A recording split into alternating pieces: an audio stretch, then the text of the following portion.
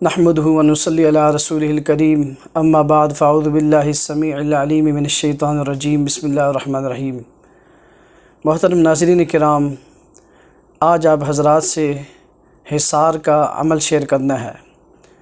یہ حصار ہے ہر قسم کے موذی جانوروں سے، مثلاً سانپ، بچھو اور کن کھجورے وغیرہ، نقصان دینے والے حشرات الارض وغیرہ۔ یہ عمل کچھ اس طرح ہے کہ ریت کے اوپر یا پانی کے اوپر آپ سورہ والسماء والطارق کی آیت نمبر 15، 16، 17 انہم یکیدون کیدا واکید کیدا فمہل الکافرین امہلہم رویدا، یہ 101 مرتبہ پڑھیں گے، اور پھر اس کے بعد معوذتین یعنی سورہ فلق اور ناس،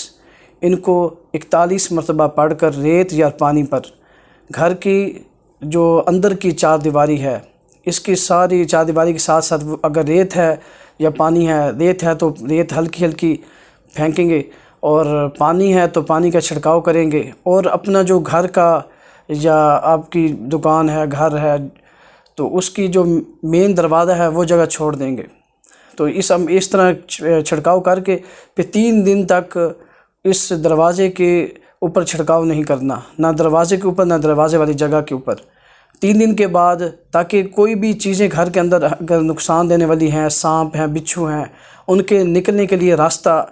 ہم مہیا کریں گے۔ 3 دن کے بعد پھر دروازے والی جو جگہ ہے گیٹ کے اوپر، وہاں بھی ریت پھینک دیں گے اور پانی کا چھڑکاؤ کر دیں گے۔ انشاءاللہ گھر کے اندر جتنے بھی سانپ، بچھو وغیرہ ہیں وہ نکل جائیں گے، اور آئندہ کے لیے سانپ اور بچھو